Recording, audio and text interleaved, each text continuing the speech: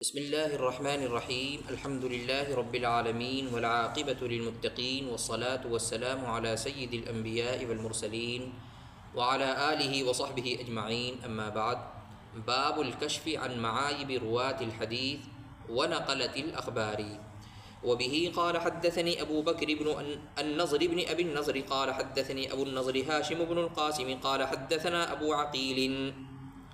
سند میں یہ جو ابو عقیل آئے ہیں ان کا نام یحییٰ بن المتوکل ہے اور یہ باب روایت میں ضعیف ہیں۔ صاحب بحیہ، ان کو صاحب بحیہ کہا، تو بحیہ دراصل ایک خاتون ہیں، حضرت عائشہ صدیقہ رضی اللہ تعالیٰ عنہ کی تلمیذہ ہیں اور ان کی آزاد کردہ ہیں۔ تو یہ ابو عقیل انہی بحیہ کے تلمیذ ہیں اور آزاد کردہ ہیں۔ تو یہ ابو عقیل جو صاحب بحیہ ہیں یہ کہتے ہیں کنت جالسا عند القاسم بن عبید اللہ و یحییٰ بن سعید، کہ میں حضرت قاسم بن عبید اللہ کے پاس بیٹھا ہوا تھا اور یحییٰ بن سعید کے پاس۔ یہ یحییٰ بن سعید کون ہیں؟ تو بعض علماء نے ان کے بارے میں کہا کہ یحییٰ بن سعید قطان ہیں، اور بعض علماء فرماتے ہیں کہ یہ یحییٰ بن سعید الانصاری ہیں۔ تو یحییٰ بن سعید دو ہیں، ایک یحییٰ بن سعید القطان اور ایک یحییٰ بن سعید الانصاری۔ ان کے بارے میں حافظ مزی وغیرہ کی رائے یہ ہے کہ یہ صغار تابعین میں ہیں، اور حضرت شیخ یونس جونپوری رحمۃ اللہ علیہ نے اپنے افادات میں یہ بیان فرمایا ہے کہ جن حضرات نے ان کو یہاں یحییٰ بن سعید قطان کہا ہے یہ وہم ہے، یہ یہاں کون ہیں؟ یحییٰ بن سعید الانصاری ہیں۔ بہرحال یہ کہتے ہیں ابو عقیل کہ میں حضرت قاسم بن عبید اللہ کے پاس اور یحییٰ بن سعید یا تو الانصاری یا یحییٰ بن سعید القطان کے پاس بیٹھا ہوا تھا۔ فقال یحییٰ للقاسم، تو حضرت یحییٰ نے قاسم سے کہا یا محمد، ایک نسخہ تو یا محمد کا ہے، یہ یا محمد والا نسخہ درست نہیں ہے، اور ایک نسخہ یا ابا محمد یہ درست ہے، یا ابا محمد انک قبیح علی مثلک عظیم ان تسأل عن شیء من امر هذا الدین فلا یوجد عندک منه علم ولا فرج او علم ولا مخرج۔ اے ابو محمد، آپ جیسے شخص کے لیے یہ بات شنیع ہے، قبیح کے معنی شنیع ہے، بہت شنیع ہے کہ اس دین کا کوئی مسئلہ آپ سے پوچھا جائے اور آپ کے پاس اس کے بارے میں کوئی علم یا کوئی حل، ولا فرجن، کوئی حل نہ ہو، یا تو یہ فرمایا یا علم ولا فرجن کے بجائے علم ولا مخرجن کے الفاظ فرمائے کہ آپ کے پاس کوئی علم اور کوئی مخرج نہ ہو۔ فقال له القاسم وعم ذاك، تو حضرت قاسم نے ان سے کہا وعم ذاك، ایسا کیوں ہے؟ یعنی مجھ سے اگر دین کا کوئی مسئلہ پوچھا جائے اور اس مسئلے کا میرے پاس کوئی علم اور کوئی حل نہ ہو تو یہ بات میرے لیے شنیع کیوں ہے، قبیح کیوں ہے، میری تخصیص کیوں کی؟ قال، انہوں نے جواب دیا لأنک ابن امامی ہدن ابن ابی بکر وعمر، یہ جواب ہے اس لیے کہ آپ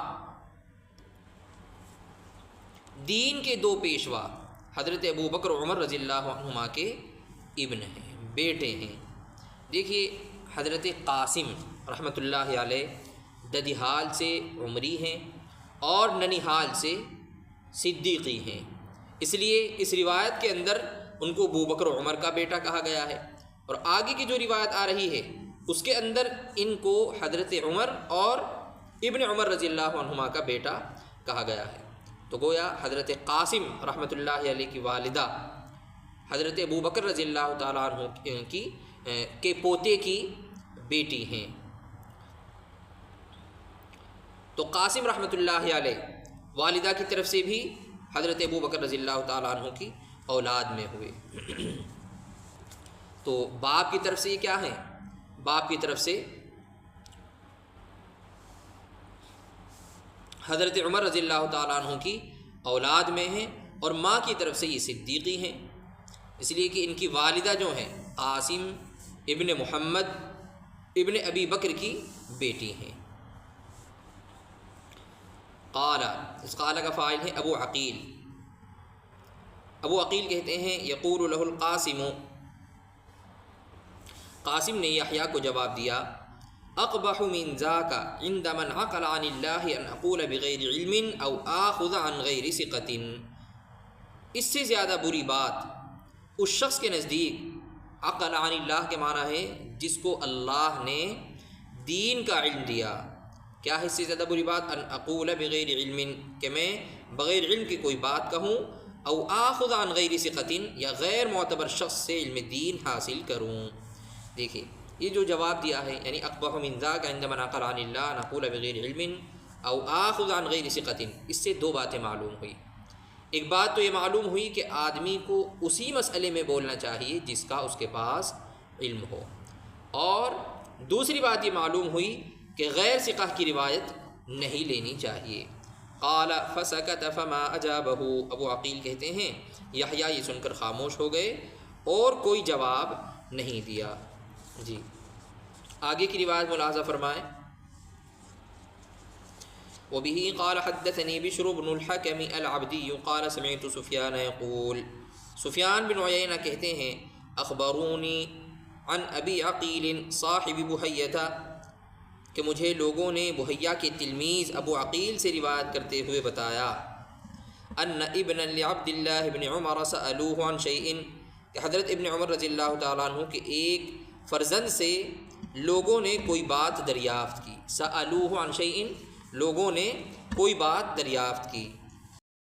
اس روایت پر ایک اعتراض کیا گیا ہے، اور اعتراض یہ ہے کہ اس کی سند کے اندر انقطاع اور جہالت ہے۔ کیسے انقطاع اور جہالت ہے؟ وہ اس طرح کہ جن لوگوں نے حضرت ابن عیینہ رحمۃ اللہ علیہ سے یہ واقعہ بیان کیا ہے ان کا نام اور حال معلوم نہیں ہے، تو اس اعتراض کا کیا جواب ہوگا؟ اس اعتراض کا ایک جواب تو یہ ہے کہ حضرت امام مسلم رحمۃ اللہ علیہ یہ روایت صحیح کے اندر نہیں لائے ہیں بلکہ مقدمہ صحیح کے اندر لائے ہیں، اور دوسرا جواب اس کا یہ ہے کہ یہ روایت بطور استشہاد کے لائی گئی ہے، اصول میں نہیں لائی گئی۔ اس سے پہلی جو روایت ہے وہ اصول کے اندر لائی گئی ہے، اور یہ بطور استشہاد کے لائی گئی ہے۔ جی سألوه عن شیء، حضرت ابن عمر رضی اللہ تعالیٰ عنہ کے ایک فرزند سے لوگوں نے کوئی بات دریافت کی، لم یکن عنده فیہ علم، ان کے پاس اس سلسلے میں کوئی علم نہیں تھا۔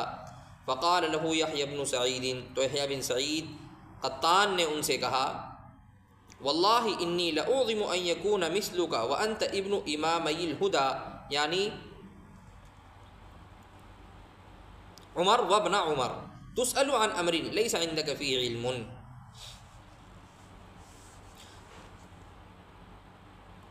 تو حضرت یحییٰ بن سعید نے ان سے کہا کہ بخدا مجھ پر یہ بات بہت شاق گزری کہ آپ جیسے شخص سے جو دین کے دو پیشواؤں کے صاحبزادے ہیں، یحییٰ کی مراد دو پیشواؤں سے حضرت عمر اور حضرت ابن عمر ہیں، کوئی بات پوچھی جائے اور آپ کے پاس اس سلسلے میں کوئی علم نہ ہو۔